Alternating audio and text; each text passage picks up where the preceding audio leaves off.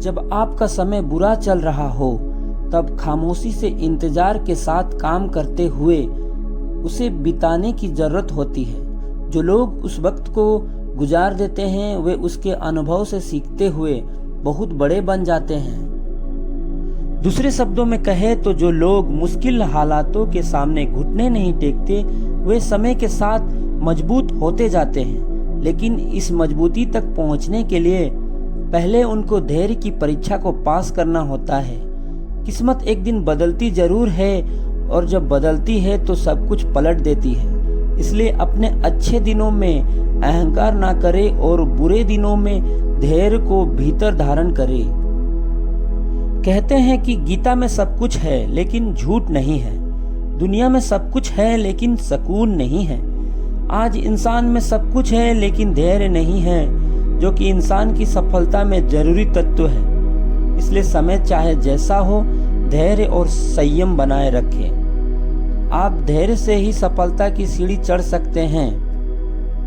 इसे एक उदाहरण से समझते हैं। एक बार बुद्ध अपने शिष्यों के साथ किसी गांव में उपदेश देने जा रहे थे।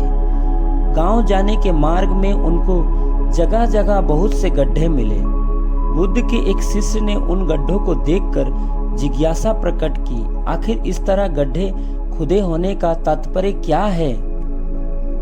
बुद्ध बोले, पानी की तलाश में किसी व्यक्ति ने इतने गड्ढे खोदे हैं। यदि वह धैर्य पूर्वक एक ही स्थान पर गड्ढा खोदता तो उसे पानी अवश्य मिल जाता, पर वह थोड़ी देर गड्ढा खोदता होगा और पानी न मिलने पर दूसरा गड्ढा खोदना शुरू कर देता होगा। व्यक्ति को परिश्रम करने के साथ धैर्य भी रखना चाहिए। इसी तरह क्रोध के क्षण में भी धैर्य का एक पल दुख के 1000 पलों से बचे रहने में हमारी सहायता करता है।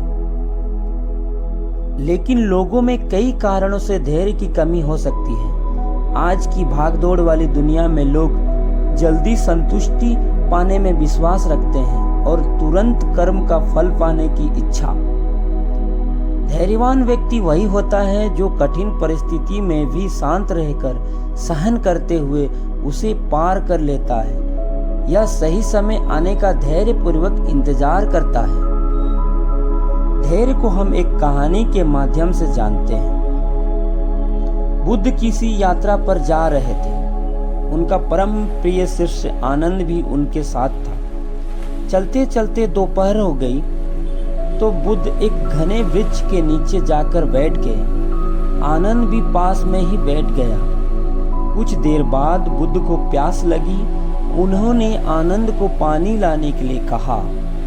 आनंद को आसपास कोई कुआं, तालाब या नदी नहीं दिखाई दी।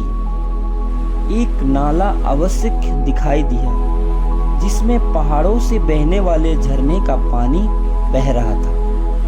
थोड़ी देर पहले ही कुछ बैलगाड़ी वहां से होकर गुजरी थी, जिनके पहियों के कारण कीचड़ व धूल से पानी गंदा हो गया था। आनंद ने यह दृश्य देखा तो खाली हाथ लौट आया। उसने बुद्ध को इस विषय में बताया और यह कहा कि मैं नदी खोजकर वहां से पानी ले आता हूँ। यह सुनकर बुद्ध ने कहा, आनंद पानी नाले से ही ले आओ। आनंद ने बुद्ध की बात मान ली। वह नाले पर पहुंचा, किंतु उसने देखा कि पानी अब भी अस्वच्छ है। उसे ऐसा पानी लाना कदापि उचित नहीं लगा। वह फिर से बुद्ध के पास आकर कहा कि वह अस्वच्छ जल आपके पीने योग्य नहीं है। मैं अभी दौड़कर नदी से पानी ले आता हूँ। किंतु बुद्ध ने फिर से नाले से पानी लाने को कहा। इस बार जब आनंद नाले पर गया तो उसने देखा कि पानी में जो कीचड़ और धूल की गंदगी थी वह नीचे बैठ गई है और पानी निर्मल, साफ और स्वच्छ हो गई है। वह प्रसन्न होकर बुद्ध के लिए पानी ले आया। तब बुद्ध ने आनंद को कहा, आनंद, व्यक्ति के लिए धैर्य रखना बहुत जरूरी है। बिना धैर्य धारण किए निर्मलता प्राप्त नहीं होती। बोरियत भी आपके धैर्यवान बनने को कठिन बना देती है। यदि आप किसी जगह पर किसी का इंतजार कर रहे हैं और इंतजार करते करते आप अपनी घड़ी, मोबाइल और वहां मौजूद लोगों की चेहरों की ओर ही देख रहे हैं तो फिर संभव है कि आप अपना धैर्य खो देंगे। लेकिन यदि आप इसी समय कोई काम कर लेते हैं, जैसे कोई किताब पढ़ते हैं या फिर बैठे बैठे ऑनलाइन अपने घर का बिजली बिल भर देते हैं, इस तरह से आपका समय खोए कट जाएगा। जब क्रोध आए तो खुद को थोड़ा समय दें और उस बीच में कुछ भी ना करें।